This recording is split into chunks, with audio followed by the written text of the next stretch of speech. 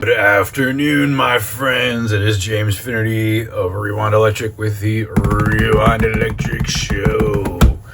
You'll notice I've got a hot coffee again today, even though it is summer here in the desert. And that's, I've got my AC cranking for good reason.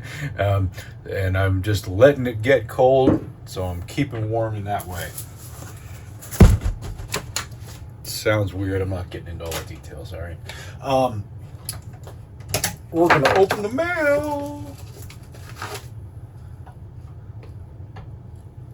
You guys know I love opening mail, right?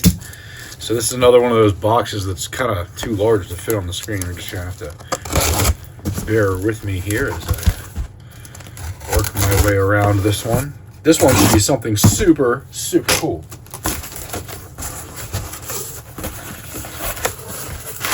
Or it's a box of bricks. It could always go that way too.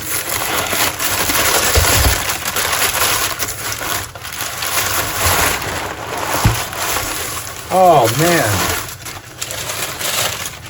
Oh, there's nothing in here. Okay. Yeah, there's just nothing in here but this. Oh, gosh, I was hoping to have like a letter saying thank you or something. I don't know. Look at this. Look at this. Look at, oh, you're saying, James, we've seen that before. This is nothing new. We've seen your triangle, Big Muff. Well, have you, or did you see this triangle, Big Muff? Look at that. We have two triangles. We can make a square. Or a diamond. However you want to place them in geometric space.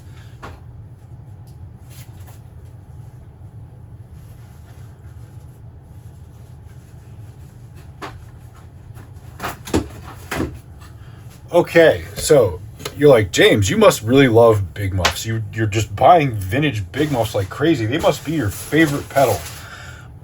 Being honest, they're probably my least favorite of the classic vintage dirt pedals.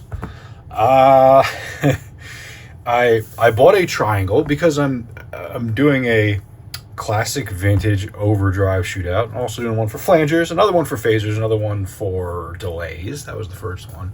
And choruses. So, but the overdrive that's what everyone wants to hear, right? The classic vintage overdrive shootouts. So we've got a whole lot of vintage overdrive pedals, and I bought myself a nice early triangle, the one you just saw a moment ago, to include in that, and I liked that more than any other Big Muff I'd ever heard. So great, but it wasn't really about me, and so I also bought a ram's head because that was another classic that I needed to include. And I didn't like that much, to be honest, until I plugged it into an Electric Mistress at the recommendation of a friend of mine who said, if you plug it into the Electric Mistress, it's going to load down the Big Muff, clean it up a little bit, tighten up the low end, and it's going to respond a little bit different. It's going to give it some more mid-range. You can drive the volume control more than you can into, say, an amp without it getting farty, and the Electric Mistress will take that and actually just give it some more mids. And he sent me some clips doing that with some of his pedals, and sure enough, it was compelling. Very compelling. So I got myself an Electric Mistress. Actually, I got a deluxe first. I got a deluxe Electric Mistress, and it did that thing kind of, but I was like, maybe not so much the same. So I got an Electric Mistress, and then I got another Electric Mistress, because the thing with EHX pedals is they're all different. And then I got another big ram's head, and it was quite different. You guys heard that one recently. And I also had an op amp, and another, and they're all different. So I couldn't really judge the triangle on just one. What if I had an example that I just found particularly amazing, but they don't generally sound like that? Or what if mine actually wasn't really all that great sounding compared to the rest, and I could do better? So I got another. I don't know that I don't know how far I'm gonna go down this hole. I might have 4 ram's heads. Just saying. I don't know that I'm going to do that on the triangles. They cost twice as much. And the ram's heads are not cheap. I mean, we're talking like thousands of dollars for, sometimes one of these. Less than a Murphy Lab and less than a vintage Plexi, but more than a lot of guitar gear, more than any other pedals, mostly. So yeah, I wanted to have a couple to really get an average feel, go through them and kind of get to know them a little bit better and make sure that what I'm putting into the classic vintage overdrive shootout is really an example that, well, it has to either represent the average or represent an excellent example of one, hopefully the latter. So yeah, that's where we are. This one, I don't know how it sounds yet. We're going to find out, hopefully.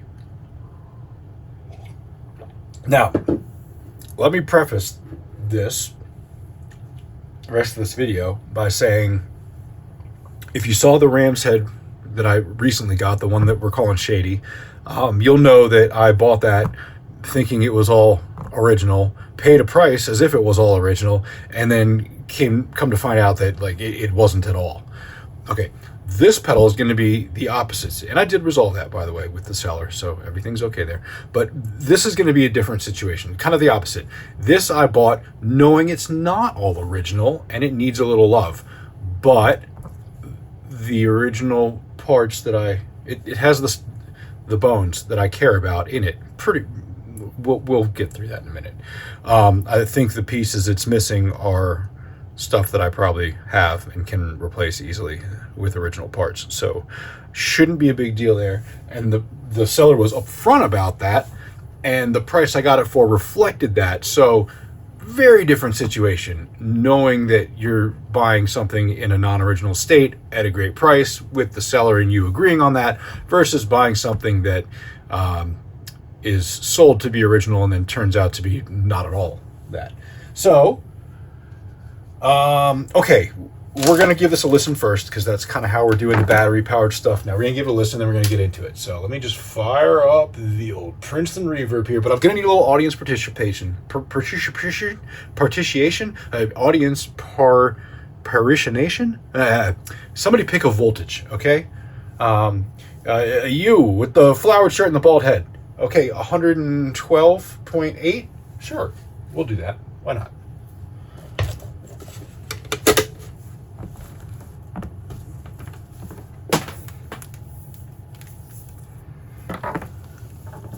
I don't know if the battery unit is any good or not. It was shipped to me on, so it could have drained it. Or it could have no battery, or it could have had a fresh battery put in it 3 weeks ago and has been on the whole time, and it's just fine because these things don't really use a whole lot of power.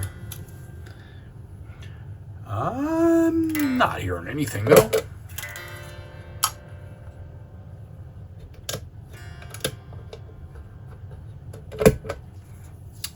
Expect to hear something. Yeah, I would expect to hear something in some position.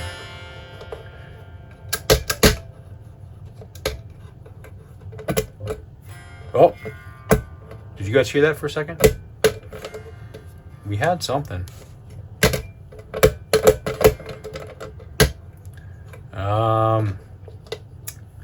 Yeah, well, okay. The switch is loose. It has a weird decorative ring on it.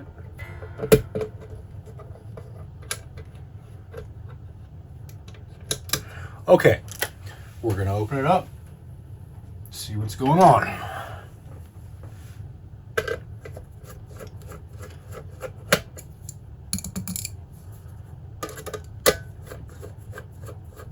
Now, when I bought this,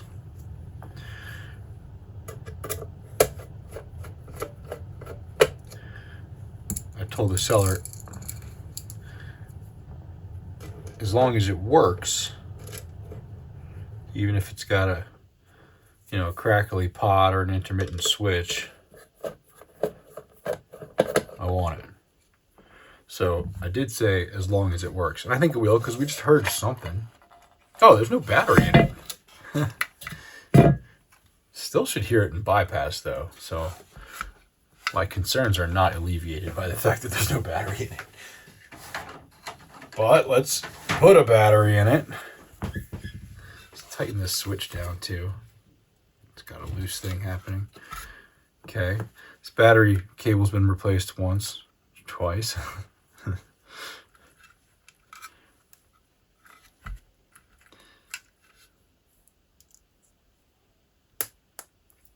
Did anybody else see this one on reverb?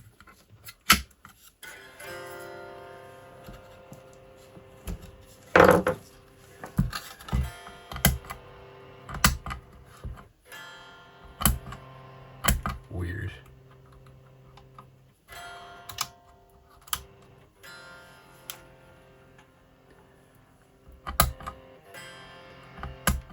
It's like quiet to quieter. Now, yeah, I should have good, strong signal here. So, alpha pot. That looks like an original.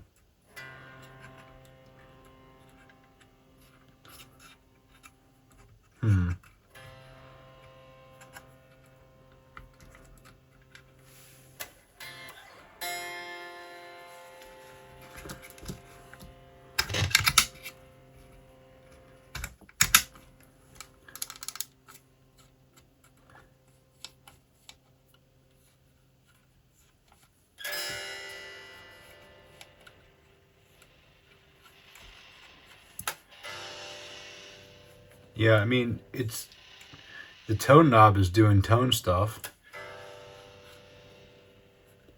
The sustain knob is doing sustain stuff. And the volume knob is doing volume stuff. But it's like just not on. Obviously the battery's connected because it is working, but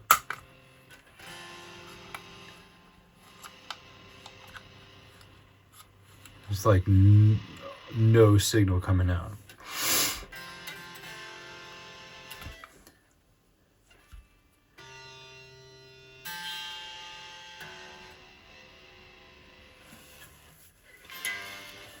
This is a bummer.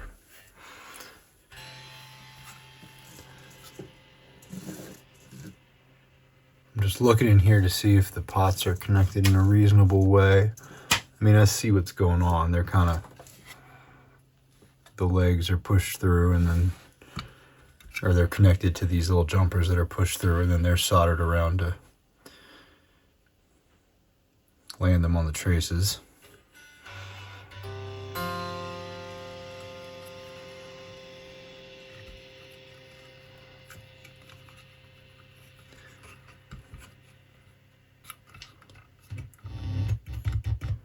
Of course, that's just me touching it. I mean, that shows the amp is on and loud. But with the pedal turned up at any setting, but you know, even with it all the way, it's not doing anything. And when bypassed, it's also not doing anything.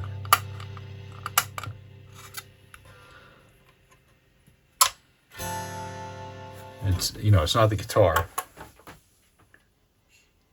That should be loud.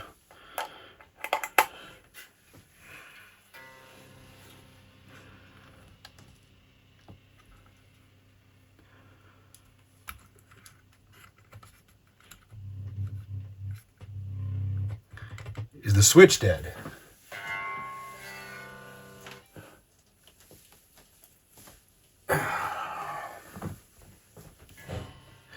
So, is this, I'm going to say this is the bypass position because it's quieter.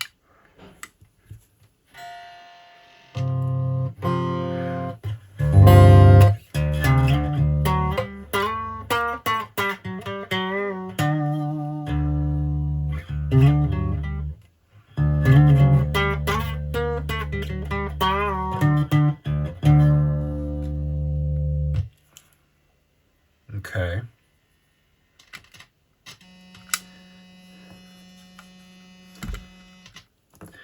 if I remember right. The common on these is actually this other lug here. Ah, there we go. Okay. So it's got a bad switch. That's totally workable.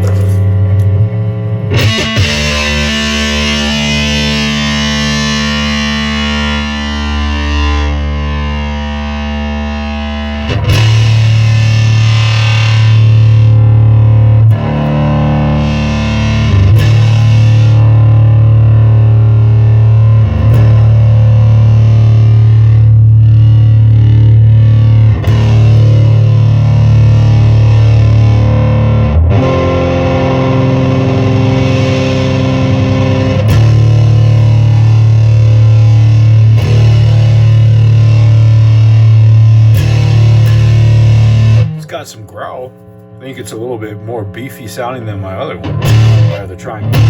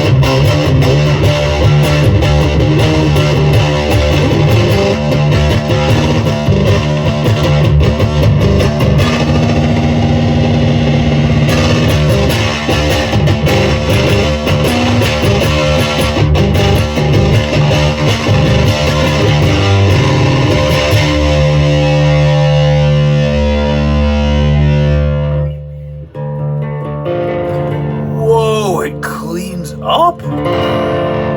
Hold on. This is a big muff. It's not supposed to do that. Now, I mean, it's not fuzz face cleanup, but it is cleaning up.